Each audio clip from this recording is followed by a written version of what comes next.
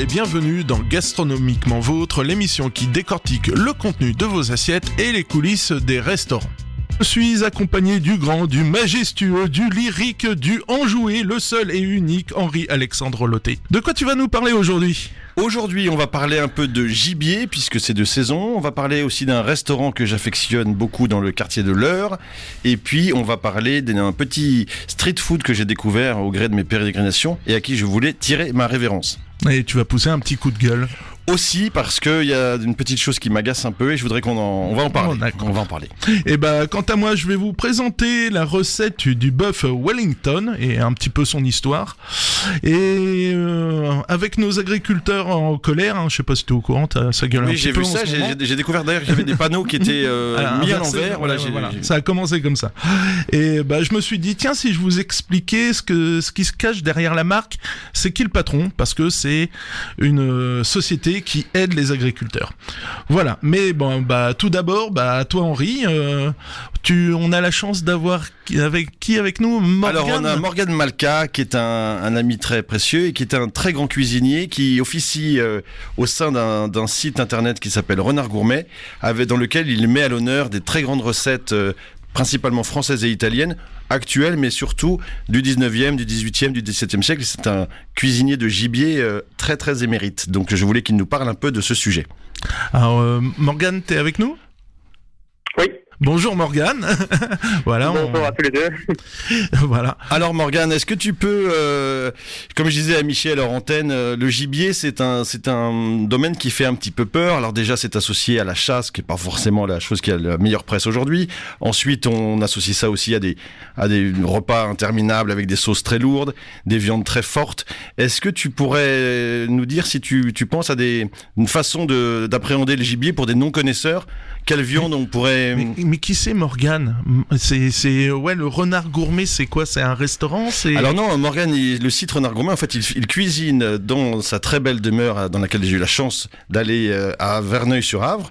Et c'est sa chérie, Esther, à qui je dis bonjour aussi, qui fait les photographies qui sont absolument magnifiques. Donc en fait, ils font tous les deux les recettes, ils les photographient et ils les postent sur les réseaux sociaux. Alors je suis un peu menteur, moi je suis abonné déjà à la page Instagram de Morgane. Je fais le naïf. Et c'est magnifique les photos, c'est très...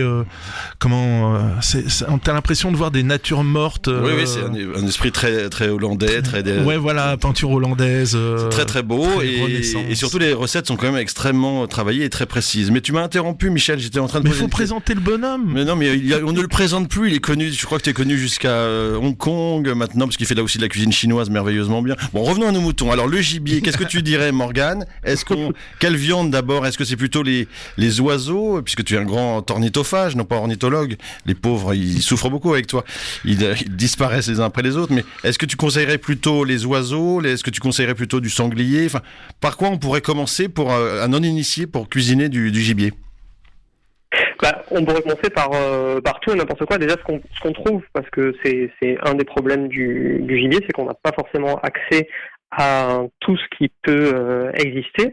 Et surtout, il ne faut pas perdre de vue qu'en fait, on va cuisiner le gibier exactement comme on pourra cuisiner n'importe quoi d'autre. C'est-à-dire que le sanglier, on pourra le faire comme on ferait une recette de bœuf ou de cochon.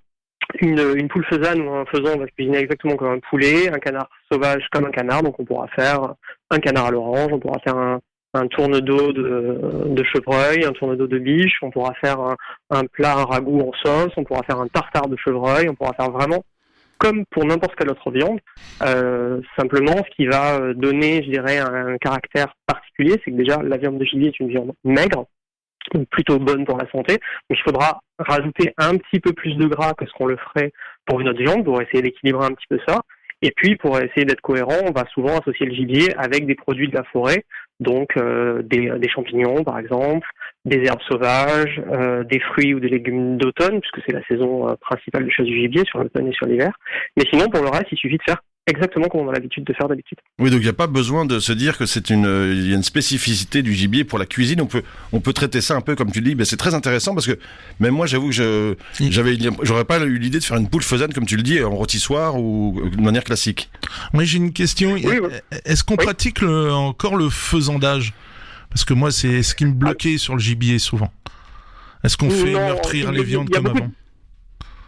Il y a beaucoup de mythes autour de ça. En fait, on faisait autrefois faisonder les viandes, non pas pour renforcer le goût, comme on pourrait le croire aujourd'hui, mais simplement pour l'attendrir. Parce que après quelques jours, il y a des enzymes qui vont se développer, qui vont attendrir les chairs de la viande.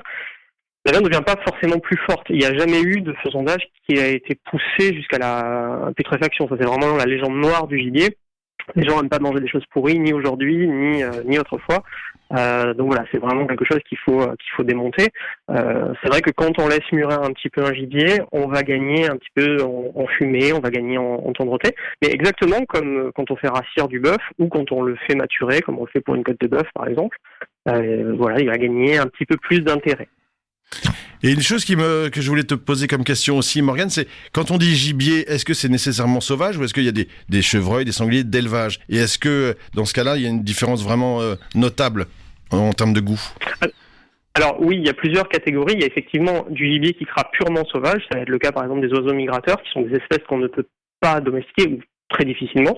Il va y avoir du gibier qui va être relâché dans la nature, non pas pour jouer au ball trap le week-end, mais simplement parce qu'il y a des zones en France où certaines espèces vont manquer. Donc les chasseurs vont élever des gibiers, les relâcher au bout d'un certain temps. Ils vont se reproduire à l'état naturel et ils pourront être chassés plus tard. Donc ça reste quand même du gibier sauvage. Et ensuite, il y a vraiment des filières à viande.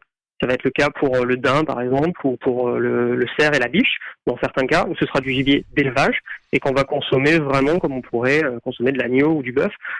Sur le goût, évidemment que ça va jouer, puisque un animal qui sera, dépendant de ce qu'il va trouver dans la nature, qui va vivre aussi des situations de chasse et de prédation, du fait de l'homme ou du fait d'autres espèces, évidemment qu'il n'aura pas la même corpulence, qu'il n'aura pas le même goût qu'un animal à qui on apporte à manger toujours la même chose tous les jours. Donc le gibier sauvage sera un petit peu plus fort, un petit peu plus de personnalité, ce qui n'est pas forcément négatif. Aujourd'hui, on aime bien, par exemple, aller vers certains poissons ou certaines viandes qui ont un petit peu plus de goût qu'on le faisait, par exemple, dans les années 80, où on cherchait des choses très tendres et très, très douces au niveau des saveurs. Donc, c'est pas forcément un problème, mais c'est une expérience différente.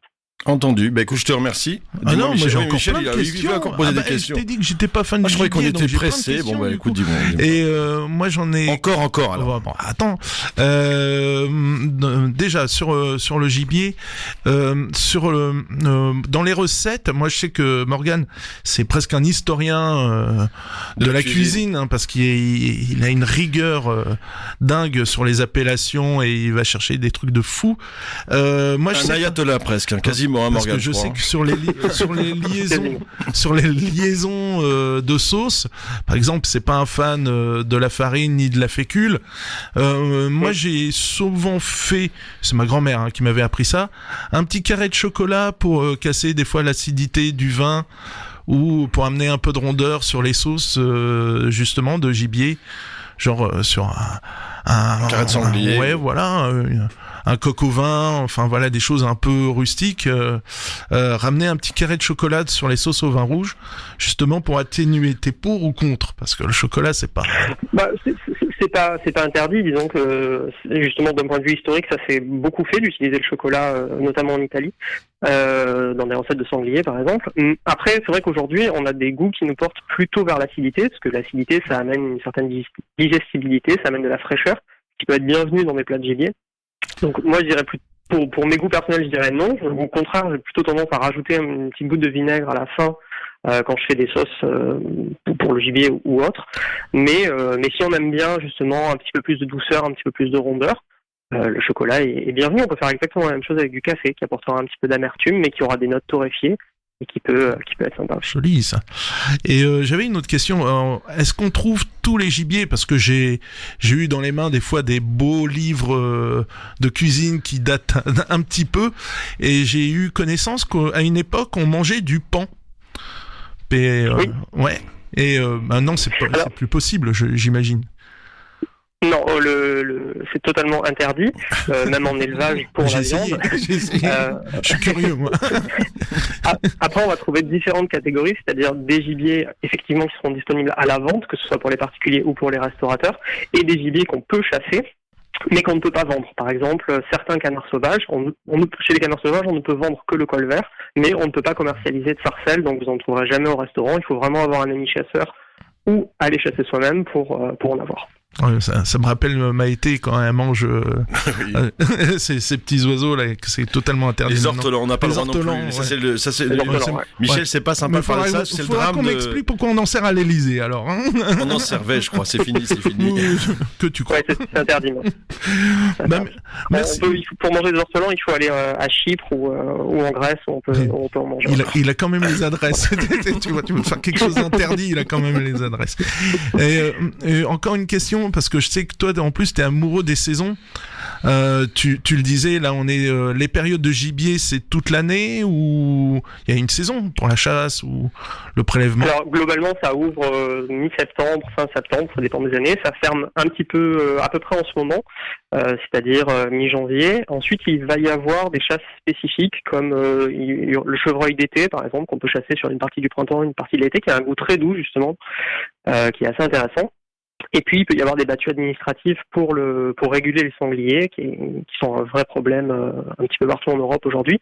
Et donc, il arrive qu'on puisse chasser le sanglier à tout moment de l'année, et donc, potentiellement, en trouver pour faire de délicieux plats. J'ai une dernière question. Avec ta passion pour l'ornithophagie, est-ce que tes rapports avec la LPO, la Ligue de protection des oiseaux, sont L274. Est-ce que tes rapports avec la LPO sont au beau fixe ou est-ce que tu es en guerre avec eux? Écoute, ils font un travail. C'est une fausse question drôle parce qu'en fait, c'est important. Non, mais c'est important la protection des oiseaux et en même temps, on peut les aimer et les manger. C'est ça que tu vas nous dire en fait. Oui, tout à fait. Disons que là, c'est pareil. Il y a aussi beaucoup de fausses rumeurs qui circulent là-dessus. Le principal problème pour les oiseaux aujourd'hui en France, c'est absolument pas les chasseurs. Tout au contraire, ce sont plutôt les chasseurs qui vont tout faire pour qu'il y ait de plus en plus d'oiseaux aujourd'hui, déjà pour en avoir à chasser, et surtout parce que ce sont souvent des amoureux de la nature. Le problème vient plutôt du traitement dans les champs, de la disparition du bocage, des éoliennes, des chats domestiques qui s'échappent de leur maison pour aller chasser toute la nuit, et ça peut faire de véritables carnages. D'accord. Eh bien, écoute, merci beaucoup pour ces éclaircissements. On en a beaucoup appris. Morgane, bonne continuation à toi dans tes recettes magnifiques. Morgane, et donc peut-être appeler, allez sur son site internet Renard Gourmet. Renard Gourmet au pluriel, www.renardgourmet.fr, je crois. Et la page Facebook de Morgane, la page Instagram, voilà, il y a plein de belles photos. Sur Instagram aussi, voilà. Oui. Allez-y, allez voir, c'est magnifique. Il n'y a pas que du gibier, bien sûr, il y a même des recettes végétariennes si on cherche bien, mais faut bien chercher. Ouais, faut chercher. À bientôt Morgane, je t'embrasse. Merci, à bientôt. Voilà, un esthète fort appréciable, hein, le bonhomme, il est chouette. Hein, oui, grand monsieur. Je pense qu'on le rappellera si on fait un peu d'histoire de la cuisine. Si on a besoin de savoir quelque chose, on peut l'appeler, parce qu'en général, il est omniscient. Il sait absolument tout sur tout de la cuisine, du Moyen-Âge jusqu'à nos jours. C'est impressionnant. C'est furieux, moi, je l'aime beaucoup, ce bonhomme. Henri, je te propose, on va faire une petite pause musicale, et tu nous conteras ce beau établissement havrais qui se prénomme La Maison juste après. Entendu, à tout de suite.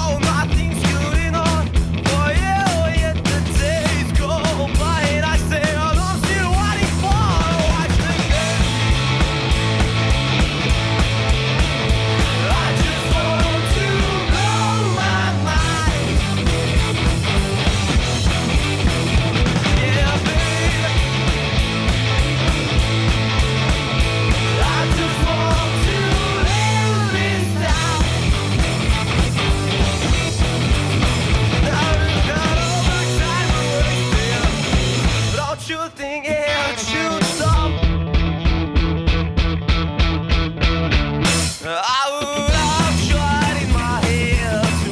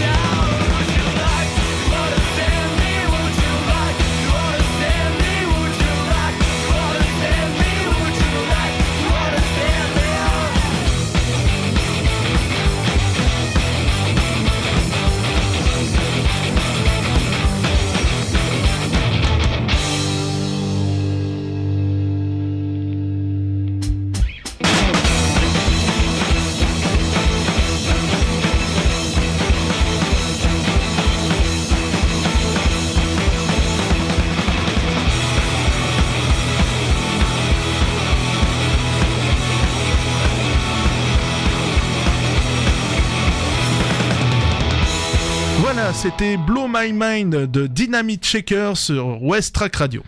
Alors ce que j'aime avec toi Henri, c'est que tu goûtes, tu apprécies les choses. Voilà, c'est quand là tu vas nous parler d'une belle maison que tu as découvert, qui s'appelle La Maison. Alors c'est rue Amiral Courbet, à côté du Music Bar, lieu bien connu des chez Astrid. Voilà, des noctambules. Ouais, il y a aussi une clinique vétérinaire, je pense que les gens ont repéré maintenant. Enfin, je préfère le Music Bar. On a plus des choses à y faire la nuit en général si on est sain d'esprit. En tout cas, La Maison, c'est un restaurant dont la chef est Aurore Venditti depuis sa création, depuis une dizaine d'années. C'est un restaurant que j'aime beaucoup. Aurore cuisine de manière extrêmement précise, subtile, très simple, mais avec des très beaux dressages. Et elle a fait ses classes il y a une vingtaine d'années chez Emmanuel Maintenant, un grand chef qui est au Bouchon du Vogueux à Caen. Et elle a vraiment des très solides bases de cuisine, mais elle met ça au profit d'une cuisine de tous les jours à des prix très abordables. Donc c'est vraiment pour moi une des meilleures adresses du Havre pour le déjeuner. Ouais, alors j'ai été farfouiller un petit peu sur. Ils ont une très belle page Facebook où elle présente son menu qui change toutes les semaines, d'après ce que j'ai pu voir. Oh, c'est pas la semaine, je crois que c'est plutôt un peu tous les jours. Alors il se peut qu'un plat reste 2-3 jours éventuellement, mais en général. C'est souvent 3 ou 4 entrées, 3 plats. Il y a toujours du poisson et toujours frais, toujours bien. Ouais, ça sent le petit port, hein, ils sont pas loin. Voilà, là, je sais qu'hier, elles sont pas loin. Elles ne sont pas loin parce que c'est Lauriane qui est en salle. Bonjour Lauriane aussi. Donc les deux sœurs Venditti, Lauriane et Aurore. Et donc une au service, une en salle, enfin en cuisine, pardon. Et donc hier, par exemple, il y avait des ailes de raie qui venaient en effet du petit port et qui étaient absolument fraîches et magnifiques. Ouais. Alors j'ai regardé, généralement c'est 3 entrées, 3 plats, 3 desserts. Voilà, c'est ça, c'est renouvelé, c'est des produits frais et encore une fois, c'est vraiment ce qui est intéressant, c'est qu'Aurore a fait donc je vous ai dit ses classes chez Emmanuel Maintenant, mais elle était ensuite seconde cuisine dans le groupe Barrière à Deauville. Elle a travaillé aussi dans des établissements gastronomiques au Chiberta qui a été ensuite repris par Guy Savoie. Donc elle a un gros métier et donc elle fait une cuisine du marché simple mais avec des bases extrêmement solides voilà de gastro aussi. Ouais, non, très beau dressage, hein. Moi j'ai vu les photos, c'est magnifique. Effectivement, moi ce que j'apprécie c'est c'est un travail à l'ardoise. Donc ce qu'on appelle un peu la bistronomie. Oui, on pourrait dire ça exactement parce que il y a un vrai travail à porter aussi au dressage, on l'a dit, mais aussi aux sauces. C'est une grande saucière, Aurore. Donc les jus, les assaisonnements sont toujours impeccables. C'est toujours très très juste. Il n'y a pas de choses en trop, il n'y a pas de choses. Et chaque élément dans l'assiette est important. Et c'est toujours extrêmement intelligent comme cuisine. J'ai envie de dire ce mot parce que les garnitures sont bien intégrées. S'il y a des légumes, ils sont bien assaisonnés, bien revenus. C'est pas trop gras, mais c'est pas non plus une cuisine d'ascète. C'est exactement un très juste équilibre. Et c'est vraiment je tire mon chapeau à ce restaurant et je le conseille très vivement. Alors moi je vais amener quand même 2-3 précisions. Ils sont ouverts du lundi au vendredi. Le midi, voilà. Par contre, le petit avantage c'est qu'on peut prendre à emporter. Donc si on est au bureau, voilà, ou même si on veut se faire plaisir le samedi, on prend à emporter le vendredi, comme ça on se fait plaisir le samedi à la maison. Exactement, et puis j'ai oublié de préciser ça, mais elles font aussi des cocktails pour entre 30, 40, 50 jusqu'à 80 personnes, donc on peut aussi commander... Une petite activité traiteur. Exactement, alors Aurore est la reine du samosa, elle fait des pliages de samosa comme Lucky Luke, plus vite que son ombre, et donc elle peut faire des petites pièces. Moi c'est tout ce que je déteste faire, je n'aime pas ça. Oui. Je n'ai pas voilà, je crois qu'on n'a pas la patience, mais elle fait des choses extrêmement intéressantes aussi dans ce genre de prestations, de petits canapés, petites verrines, petites beignets, etc. Donc c'est intéressant aussi pour des événements d'entreprise, des événements privés, des anniversaires. Vous pouvez aussi aller les voir pour commander des buffets dînatoires ou des pièces dînatoires. Donc je résume, La Maison, Aurore et Lauriane Venditti, c'est ça. 19 rue Astrid Courbet au Havre. Amiral Courbet, pardon. Restez sur Astrid avec le Music Bar, Michel. Ouais, vous étiez hier soir. Non, du tout. J'ai trop de taf. Enfin, en tout cas, ça donne envie, moi, ouais. J'irai faire un tour, c'est ouvert lundi. Comme je suis fermé le lundi, je vais pouvoir y traîner, je vais pouvoir y passer, ça va être cool, ça.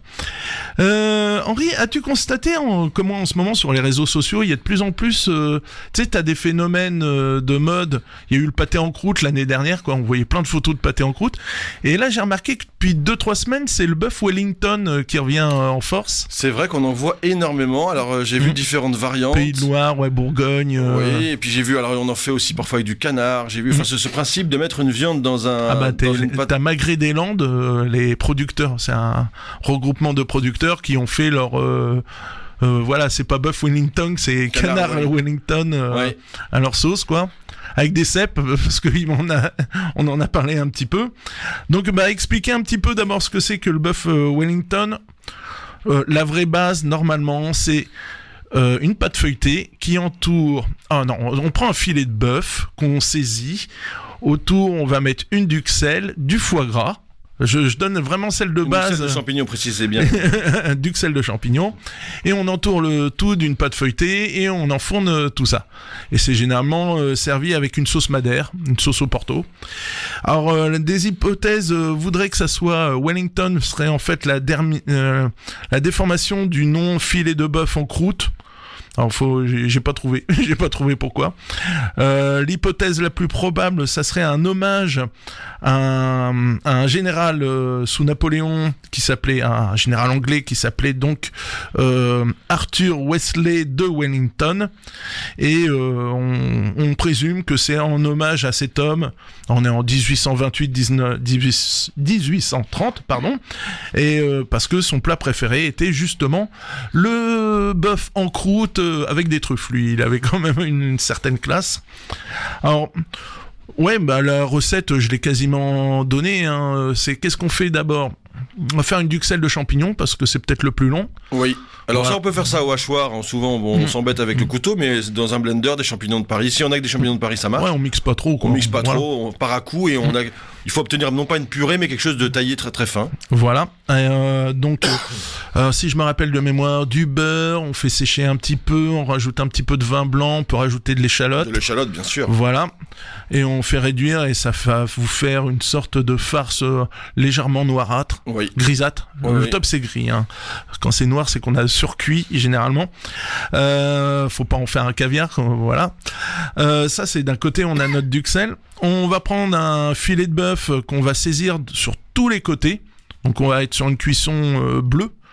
Vraiment bleu. C'est juste toutes les faces. saisi en extérieur. Ouais, voilà, que ça soit marqué, on appelle ça. Voilà, on va marquer en cuisson. Ensuite, on va étaler une pâte feuilletée. On va étaler notre duxelle.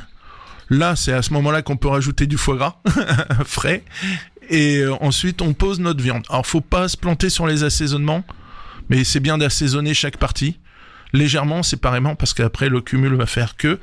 Ensuite, on roule tout ça dans cette pâte feuilletée. On va mettre ça au four 20 à 30 minutes grand maximum. Ça à 250. On badigeonne le feuilletage, Michel. Avec quoi ? Avec un jaune d'œuf détendu, éventuellement avec un tout petit filet d'eau, juste pour que ça soit un peu plus... Ou sinon, je te propose avec du lait aussi, c'est pas mal. Ça marche aussi. Ça va caraméliser légèrement, le lactose caramélise. Et, alors voilà. du lait ou du jaune d'œuf, et on met ça au pinceau pour avoir une belle couleur. Voilà, on peut faire des beaux dessins, des feuilles, feuilles d'automne, on peut s'amuser à faire des décors floraux avec la pâte feuilletée. Faire ça, vous prendre... Ah oui, si, je fais, monsieur, je fais. D'accord, j'ai rien dit. Alors, par contre, petit truc et astuce, c'est faut attendre quand même 10 minutes à la sortie du four avant de trancher pour que la viande se détende déjà. Alors, l'importance, faut pas de choc thermique, pas trop. Alors pareil, hein, le bœuf, on le laisse revenir à température ambiante avant de le poêler. Je sais que t'es hyper à cheval là-dessus. Oui, et puis c'est important avant de le mettre dans le feuilletage aussi, quand on a marqué, de le laisser sur une grille pour qu'il s'égoutte un peu, parce que sinon ça rend beaucoup de sang et ça détrempe le feuilletage. Et ça c'est une erreur assez fréquente. Et le feuilletage mouillé, c'est pas bon. C'est pas bon, hein. Ça fait un peu pâte à modeler après à la sortie. Voilà, c'est un peu. Enfin voilà, c'est un truc qui met en appétit, quoi. C'est très bon. Alors moi j'ai vu plein de variantes. J'ai vu certaines fois ils mettent entre le feuilletage et le bœuf une pâte à crêpes. Enfin des crêpes qu'on c'est la petite nouveauté justement. Voilà, avec du jambon, j'ai vu des belles tranches de jambon cru, des crêpes et ensuite le feuilletage. Version des Landes, donc ils font ça avec magret. Alors ils enlèvent le gras du canard du magret C'est de un crime, canard. normalement, ça, c'est interdit. Hein. Mais bon. Bah ouais, mais sinon ça va recracher du gras à l'intérieur, quoi. Après cuisson, donc pareil, saisie, bleu. Ta fameuse duxelle de cèpe que tu voulais absolument intercaler entre deux. C'est un peu meilleur que le champignon de Paris. Voilà. Quand il y en a, on crache pas dessus. Faut faire un petit mix, hein. Ouais, on peut faire Quand un on n'est petit mix. pas très riche, ouais, on booste un peu les Si on a des champignons de girolles, c'est pas grave, ça marche Paris. aussi. Ouais, ouais, et de la morille, voilà. Le panier, quand on revient de la forêt, voilà, c'est encore plus simple. Et effectivement, tranche de jambon de Bayonne pour ramener un petit côté salé, ouais, c'est pas mal. C'est Moi, pas mal. J'y mettrais un petit peu de piment d'Espelette pour foutre un petit coup de pied au cul à tout ça, mais bon, ça peut être drôle, quoi. En tout cas, oui, c'est vrai que c'est la mode et que c'est une recette assez Ouais, je festive. Comme je vous le disais, on peut servir ça pour une occasion un peu particulière. C'est quand même plutôt Ouais, bah pour une Noël, belle, pour voilà. Belle table, un beau. Quand ça arrive, Quelque chose c'est un assez peu festif. spectaculaire. Oui, tout à fait. Une bonne bouteille de vin, mais comme il y a toujours une bonne bouteille de vin, c'est toujours festif, donc avec modération, bien entendu. Bah voilà. As-tu entendu parler de la colère de nos amis paysans, justement en parlant de production de magret de canard, J'ai etc. l'impression qu'ils sont pas très contents en ce moment. Non, pas très contents. Ils ont plein de revendications qu'on peut comprendre. Hein. C'est déjà qu'on leur achète leurs produits à la juste valeur. Ouais. Je Ils voulais aimeraient bien vivre de leur métier, ça me semble Voilà. un peu le minimum, mais visiblement c'est pas souvent le cas. Et c'est pour ça que je voulais vous conter la belle histoire d'une marque qui s'appelle C'est qui le patron, parce que je les suis depuis leur début, depuis 2016. Ça a commencé en 2016 cette histoire. On voyait une marque apparaître dans les grandes surfaces. Qui s'appelle C'est qui le patron, et en fait c'est une société coopérative. Il n'y a pas d'actionnaire dans ce truc-là. Alors, c'est en fait les sociétaires. Donc toi, demain, tu vas sur le site de C'est qui le patron. Ça te coûte 1 euro pour devenir sociétaire. Donc c'est pas la ruine, je pense pas. Du coup, tu deviens sociétaire. Du coup, tu as le droit de choisir les produits que tu voudrais avoir en rayon. Tu participes au cahier des charges. Tu veux que ça soit produit de telle façon, bioéthique, tu veux du raisonné, tu veux du sans pesticides, etc. C'est toi qui te donnes le cahier des charges. Et après, le produit arrive, et c'est toi qui fixes le prix en plus. Tu vois, c'est voté, etc. Donc ça, c'est du point de vue du consommateur. Mais surtout, j'explique un peu le fonctionnement et le truc, c'est que en finale, l'argent va servir à aider les producteurs, surtout ils seront payés à une juste valeur. Donc comme je le disais, ça a été lancé en 2016 par deux messieurs, j'ai pas les noms sous les yeux, mais il y en a un qui voulait faire la promotion des légumes moches, et il y en a un autre qui voulait faire du nutritionnel en application mobile. Et ils faisaient leurs courses, et un jour, il y a un agriculteur en colère en 2016 qui lui a tendu un papier. C'était la crise du lait à l'époque.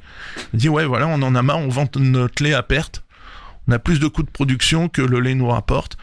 Et ils se sont dit, il faut faire quelque chose, et c'est comme ça qu'ils ont créé C'est qui le patron. Et il y a eu un développement dingue, c'est que maintenant on parle de 10 000, 13 000 quand même sociétaires dans cette société. Et pour donner des exemples, fin 2020, ils ont reversé la totalité des bénéfices à des actions de solidarité pour des producteurs en difficulté, pour du personnel soignant. Enfin voilà, ils ont aidé les gens. Et du coup, ils ont créé un fonds de solidarité des consommateurs et citoyens. Donc, au lieu que l'argent aille à des actionnaires, ça va sur un fonds et ils reversent ça. Alors, ça a continué comme ça jusqu'en 2021. Donc maintenant, ils ont à peu près 30 références quand même. On peut trouver du chocolat, on peut trouver du steak haché, mais qui vient d'un vrai agriculteur. On est en direct producteur. Il génère quand même à peu près 100 millions de chiffres d'affaires, ce qui est pas négligeable. Ça commence à faire un petit chiffre, oui. Ce qui permet de soutenir à peu près 3000 producteurs. Donc en supermarché, vous voulez, on a des produits qui s'appellent... Et c'est là que c'est génial, c'est que où est-ce qu'ils distribuent ? Ils distribuent en grande surface. C'est ça, d'accord. Alors les premiers à les avoir suivis, c'est Carrefour. Ensuite, il y a eu Leclerc, etc., Super U, tout ce qu'on veut bien, parce qu'il faut en citer plusieurs quand même. On n'est pas là pour leur faire de la pub à eux. Et le truc qui est génial, c'est que leur budget pub, par exemple, il est à 0. C'est que le bouche à oreille, c'est que les réseaux sociaux, parce qu'ils trouvent qu'il est plus important d'investir auprès des producteurs. et qu'ils soient payés à leur juste valeur. Alors, faut savoir que ça cartonne tellement que maintenant la marque C'est qui le patron est devant Lactalis, devant Nestlé, devant je les connais pas tous, mais Des grands groupes. Ouais. voilà, tous les grands groupes. Donc c'est eux qui vendent le plus de lait à l'heure actuelle en France. C'est une très bonne chose. Et ça cartonne toujours bien parce que 2022, alors ça c'était 2021, 2022 on est passé à 13 000 sociétaires, de 10 000 à 13 000 sociétaires maintenant, et ils ont un nouveau projet qui pourrait être pas mal. Ça s'appelle C'est qui le patron, le retour, et en fait c'est l'idée de créer une société coopérative d'entreprise. Là c'est plus pour aider des producteurs, c'est pour créer ou aider des entreprises. Donc c'est pareil, c'est les consommateurs qui choisissent les entreprises ou le type d'entreprise qu'on voudrait. Donc on pourrait imaginer un EHPAD sans actionnaire. Tu sais, ou par l'argent, voilà. Donc là, sans actionnaire, parce qu'on est sûr que ça irait, par exemple, auprès des soignants, et que nos anciens, ou même nous, parce qu'on peut être le sociétaire et en même temps le client, on est sûr d'être bien soigné, parce qu'on est sûr que le soignant est bien rémunéré. Voilà, que le cuisseau il fasse de la bonne bouffe. Et que les ingrédients soient bons aussi. Oui, voilà, et voilà, qu'il y ait un vrai encadrement. On peut imaginer une banque sociétaire, on peut imaginer plein d'entreprises à long terme. Alors la question qu'on pourrait se poser, c'est comment sont si bien rémunérés les agriculteurs, ou du moins à un juste prix. C'est parce que les bénéfices, donc là je parle bien des bénéfices, pas du chiffre d'affaires, parce qu'il y a quand même des coûts de fonctionnement, faut un comptable, enfin voilà, faut quand même gérer tout ça, mais les bénéfices de la marque ne sont donc pas reversés à des actionnaires ni aux sociétaires, mais directement aux producteurs. Du coup, le producteur gagne bien, et je pense que ça pourrait être, avec cette success story, ça pourrait aider les producteurs actuellement qui sont bien en galère, parce que c'est ce qu'ils recherchent, une juste rémunération. Et si vous, auditeurs, vous décidez d'aider les agriculteurs, allez directement chez les producteurs, allez à la ferme, allez au marché, parce que eux se déplacent sur les marchés. Achetez votre poulet moins cher qu'en grande surface et de meilleure qualité, parce que le poulet, au moins, lui, il aura couru. Voilà, moi, c'est... Des conseils très simples. Ouais, mais allez à Coville. Bon. Voilà, on est au Havre, Octeville, Coville, des fermes. Dites-nous un peu où est-ce qu'on peut trouver du bon poulet, par exemple, près du Havre, si on veut... Alors, il y a un très bon site, c'est Un jour et un marché, où qui te donne déjà tous les marchés locaux et les fermes. Et là, tu peux trouver, je vais en citer, moi je travaille avec Madame Dossy à Coville. Alors elle ne fait plus les marchés dus à son grand âge, mais j'y prends ma crème, j'y prends mes volailles. Un petit poulet chez elle, c'est 1,6 kg, quoi. Il n'y a pas en dessous. Tu vois, c'est un truc qui a couru, quoi. Elle a des records de 2,5 kg. J'ai fait essayer des chapons. Je suis au printemps. Non, c'est pas ça. Non, c'est des vrais poulets. Voilà, des belles bêtes où on mange à 6 dessus et pas à 2,5 kg, quoi.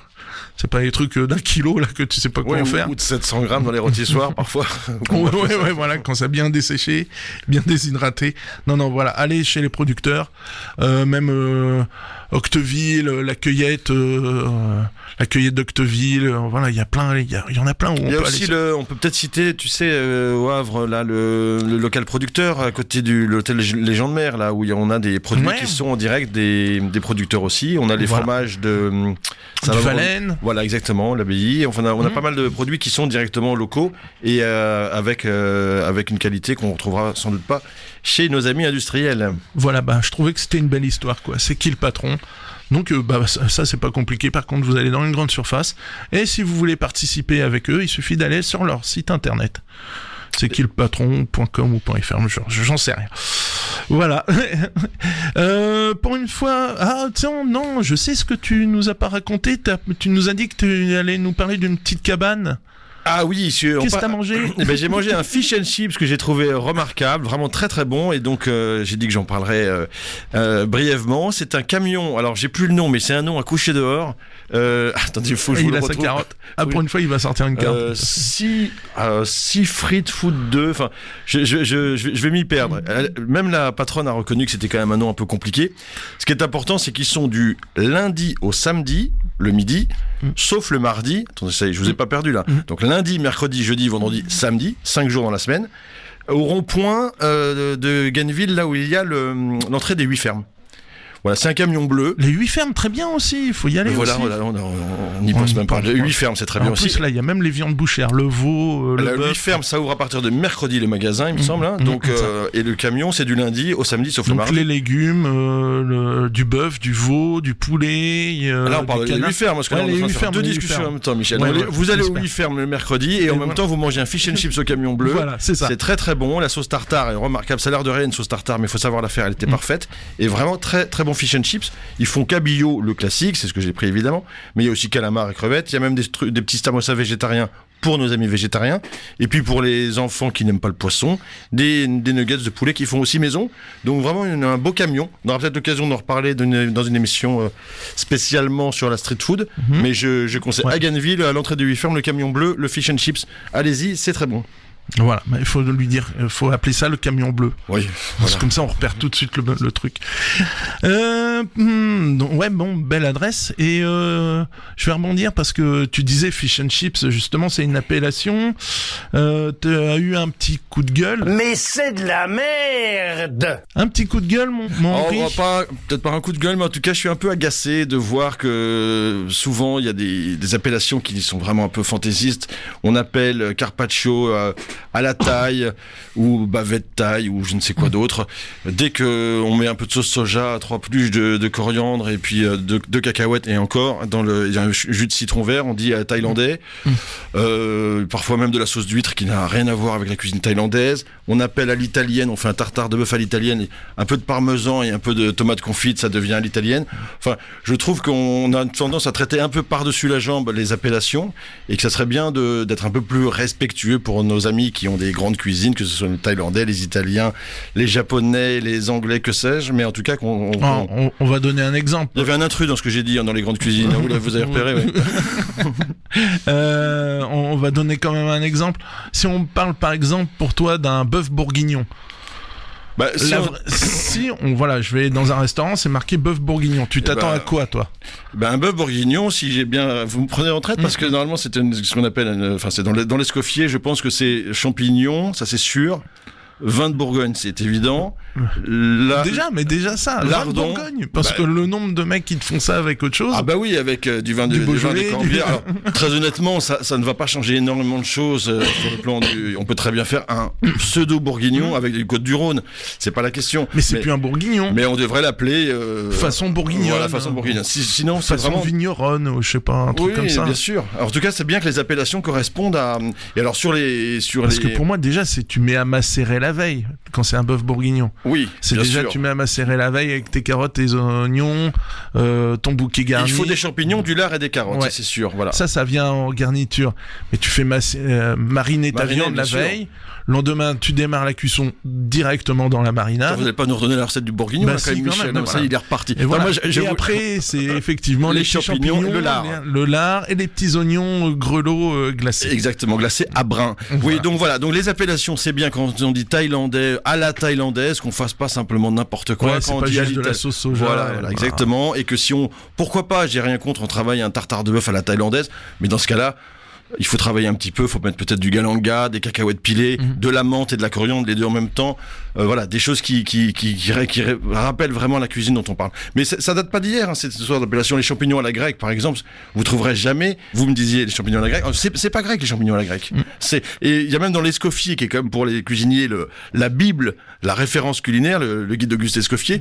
J'ai trouvé ça va vous amuser Michel, la garniture à la japonaise.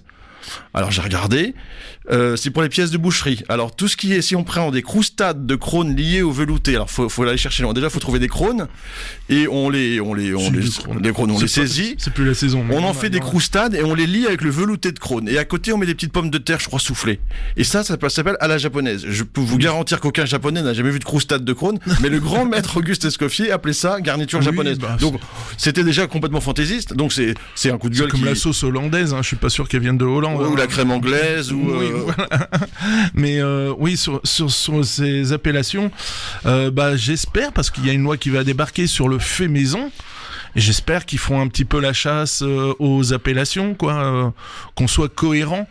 Ou alors, faut savoir que la répression des fraudes est tatillon là-dessus. Quand on marque sauce béarnaise maison, ils peuvent nous demander la fiche technique et s'assurer qu'il y ait vraiment de l'estragon, qu'il y ait vraiment du cerfeuil. C'est souvent le cerfeuil qui est négligé, et de l'échalote. C'est pas de l'oignon et de l'estragon et on fait ça à l'arrache. C'est voilà. Et alors, si on utilise de l'estragon déshydraté, est-ce que ça fonctionne ? Logiquement, oui. Logiquement, on a le droit. Ce qu'on veut, c'est, on parle pas de la qualité des produits bruts sur le fait maison. On parle surtout que ça soit fait. Le processus d'élaboration. Voilà.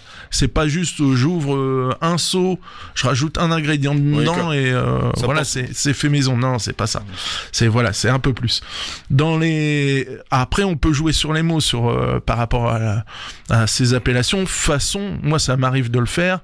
Voilà, je vous propose une pièce de bœuf poêlée et je vous fais une sauce façon stroganoff. Mais c'est pas une pièce de bœuf stroganoff. Oui, c'est une façon de dire que c'est d'inspiration. Je mets tous les ingrédients qui va normalement parce que c'est un sauté, donc c'est une cuisson minute de la viande. Là, on le fait pas à minute, on fait une belle pièce de viande parce que je préfère garder l'intégrité de la viande. Voilà, ça permet de faire du bleu saignant à point pour le client. Bien cuit, ça n'existe pas. le mot sauté, vous venez d'utiliser le mot sauté, souvent c'est très galvaudé parce que ce que les gens appellent sauté, c'est souvent des plats mijotés longtemps. On dit un sauté de porc, c'est quelque chose qui a cuit 2 heures. Sauté, normalement, ça devrait être à la minute. Ouais, comme fricassé. Fricassé, c'est à la minute. Ouais. Faut que ça soit poêlé à un moment ou à un autre. Et les frites, alors quand on dit des frites, c'est bien des pommes de terre frites. Alors si on dit des frites au four, ça veut rien dire du tout. On devrait supprimer ça. Voilà. Et faire attention aussi, c'est des trucs qui donnent l'illusion de... Alors j'en ai un exemple génial, les tacos. Ça sonne mexicain, tu mets de l'avocat là-dedans avec n'importe quoi, du poulet ou des crevettes. C'est tacos, ça fait mexicain, texan, tout ce que tu veux bien. Tex-Mex, ouais. Ouais. Et pourtant, ça a été inventé à Lyon, en France. Voilà, le taco, c'est 100% français. Et c'est exporté par contre, on a réussi à l'exporter partout, quoi, hein, c'est le truc. Pourquoi on appelait ça tacos, j'en sais rien. C'est plus exotique. Non mais voilà, c'est faire attention, on croit manger quelque chose d'un peu exotique alors que c'est faux. C'est made in France. C'est comme voilà, maintenant on commence à faire, moi je travaille dans la pizza, maintenant on commence à parler de pizza italienne, pizza française, pizza américaine. Faut savoir que c'est la France qui est le plus grand consommateur de pizza au nombre d'habitants. Mais une pizza du Kentucky, c'est pas une pizza de Paris 13e arrondissement et c'est pas une pizza que tu vas manger à Rome, quoi. Ça a rien à voir, c'est pas du tout la même façon d'être travaillé, etc. Oui, je me souviens dans le temps à Paris, ça remonte à loin, vu mon grand âge, il y avait un restaurant qui s'appelait Chicago Pizza Pie Factory, ils faisaient des pizzas dans le style américain avec des deep dish, en fait des pâtes assez épaisses qui avaient leur intérêt, hein, mais ça n'avait absolument rien à voir avec une pizza telle qu'on peut la trouver avec des pepperoni gros comme ça, voilà, là. Exactement. Alors que les Italiens, tu leur dis pepperoni, ils savent pas ce que c'est, quoi. Ils connaissent le salami, la mortadelle. Enfin, voilà, ils te mettent plein de trucs sur une pizza, sur les pepperoni, ils connaissent pas, quoi. Ouais, en tout cas, c'est important juste d'être un peu, quand on appelle un plat, d'être respectueux. Qu'est-ce que c'est que cette appellation, et que ce soit thaïlandais, italien, bourguignon ou peu importe, de pas appeler n'importe quoi et d'appeler un chat, ça sera très bien comme ça. Et sur le fait maison, j'aurais rajouté une précision. Si vous avez des doutes, demandez la recette. Même si le serveur sait pas, il doit trouver normalement quelqu'un qui connaît la recette. Mais il faut appeler Morgane. De toute façon, si vous n'avez pas quelque chose, vous appelez Morgane. Voilà, c'est pour le pauvre, il va être assailli. C'était chouette. Merci beaucoup, Henri. Merci, Michel. Voilà. Et merci à Lucie aussi d'avoir été avec nous. Ouais, à la réalisation. Voilà, c'était Gastronomiquement Vôtre sur Westrack Radio. Retrouvez l'émission sur notre page Facebook et le podcast sur toutes les plateformes. Alors, Google, Spotify, Deezer, iTunes, sur n'importe quelle bécane, vous pouvez nous réécouter, ainsi que sur west-track.com. Et comme disait Joël Robuchon... Et bon appétit, bien sûr.